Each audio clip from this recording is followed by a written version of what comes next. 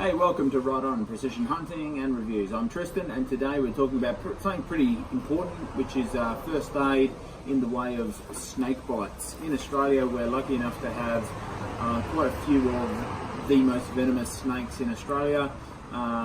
Several people per year do die from snake bites in Australia. Let it be that it is very, very common. Most people with modern first aid and things like what I'm about to show you, if you get bitten by a snake and you act correctly, you will be fine, but there are a few things that you want to do. First and foremost is do not chase the snake, do not kill the snake, do not try and kill the snake, do not try and take a photo of the snake for identification. The way that it works now with modern medicine is that they will take a swab of the bite location, and that will tell them exactly what sort of snake it is.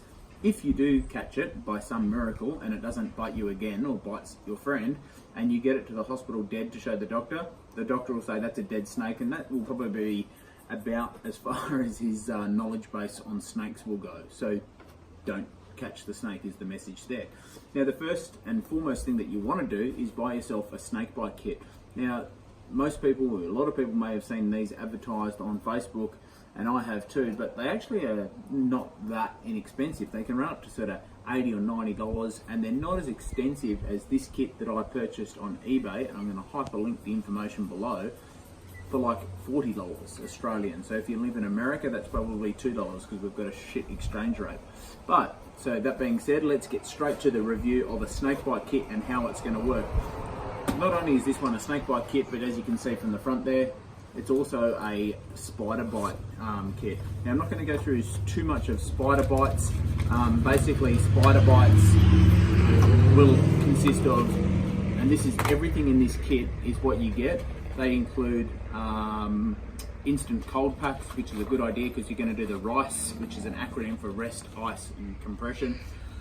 But the snake bite predominantly is what we're going to be looking at here, so we're just going to be using all this stuff here. Now, when all this comes in the packet, it's nicely, and I always see people doing demonstrations of their first aid equipment, and the first thing they're doing on the video is sort of sitting there and I'm just going to take this out and I'm just going to get it out of the plastic for you.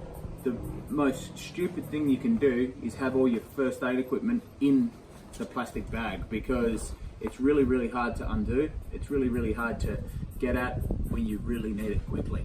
Now, if I bring the camera in close, this is a compression bandage, and as you can see, they're little rectangles.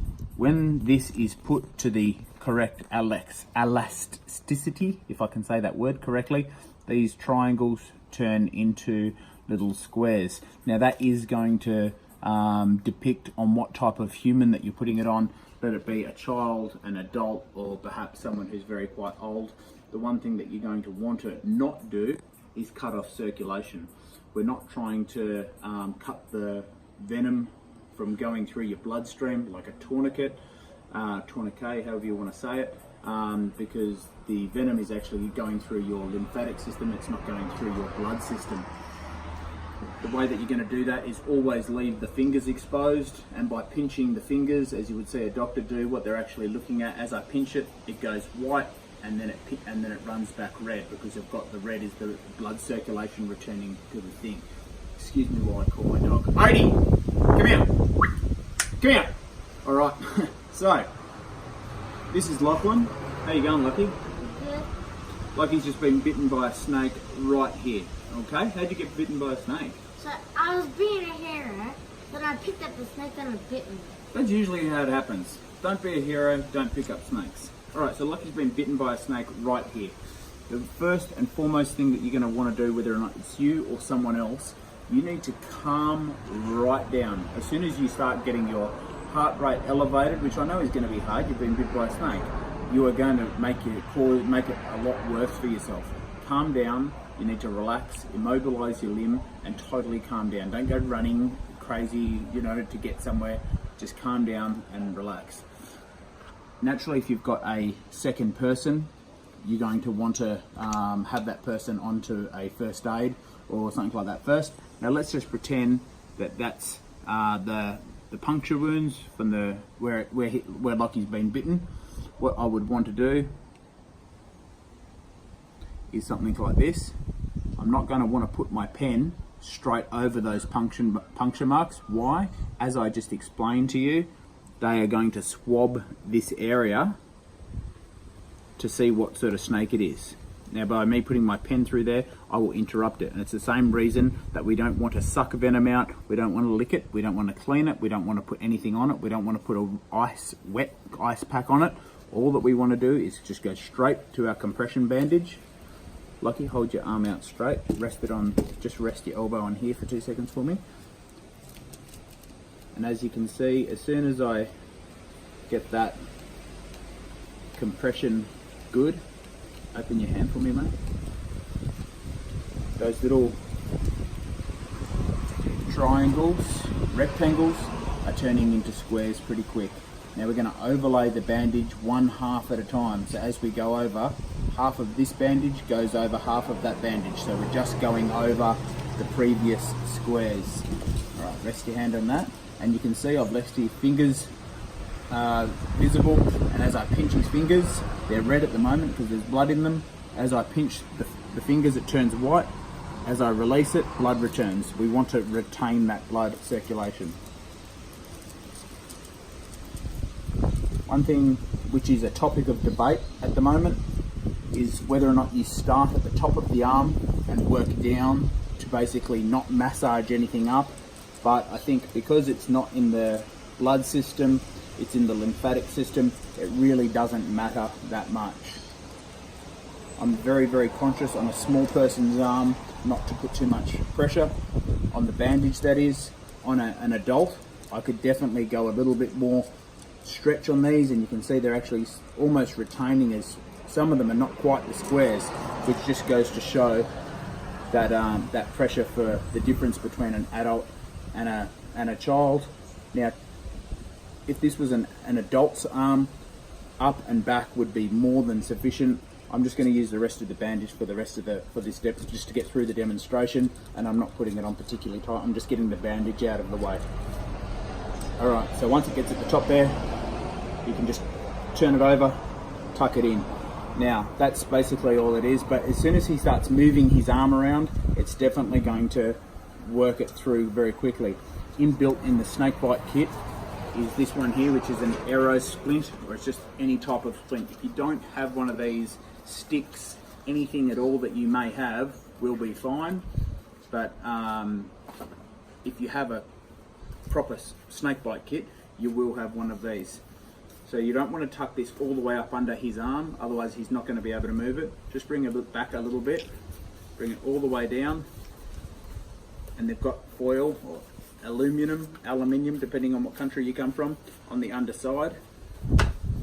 Again, make sure that his fingers are coming out the end, so we're going to be able to see them. And you can, because his arm is short enough, I'll do it like that, and I can come up and over. Now the kit comes with a second bandage. Just before we do that, one thing that I have totally forgotten is on the bandage itself, I'm going to now mark an X. Why am I going to do an X? Because that will be a direct spot for where it is. When you get to the hospital, this is so effective, they are not going to remove this bandage. When you get to the hospital, they're going to cut a square out of this whole thing at the bite site and swab it so they can, before they put their anti-venom in. So I'm going to put an X so they know exactly where it's at. Now put that back over, and as you can see how well that has conformed to the shape of Lachlan's arm. And then this one here, no real pressure on this one. This is just to keep your fingers out to the side, buddy, just like we did it. Yeah. This is just to keep the splint. This is just to keep the splint on. As you go, just keep constricting it. Doesn't have to be super proper at all for this one. This is just to keep the immobilization of the limb on. It's got a little crepe bandage, and then, like I say, you put your X there. You're going to then get him into the most comfortable position possible by not running it all the way up under his arm. I can now bring it in. Okay, don't wave it around, just keep it nice and still. Going to continuously check that circulation. The other thing that I would be writing on this bandage now is the time. on the outside bandage, because this is what they're going to be seeing first. That's going to be covered up. The bite mark is marked, but I'm going to be writing the time. I would write things like bite time, write it on there. I would write things like compression bandage time. And then if I don't know the person, if it was just a stranger that I've just met, personally having first aid experience and training, I would then start asking that person questions. What's your name? What's your address? Are you allergic to anything? Do you take anything? What's your next of kin? Give me some mobile phone numbers, all those sorts of relative questions, and write it all on here anywhere. There's so much real estate, you could write it anywhere. And that way, if that person was to act, sort of pass out, if there was an extended period that they're not going to be seen to before you can get them to help, at least if they've passed out, all the questions that the hospital or the doctors may want to ask him have been written down and recorded. Until the next video, I hope you don't get bitten by a snake, but don't go chasing them, don't be a hero, and pick up snakes, because we all know that's how it happens. And yeah. I'll see you on the next video. If you've liked the video, go ahead and like it, share it, subscribe if you want us to see more of our videos on the next one. Until that time, I'm Tristan, and I'll see you there.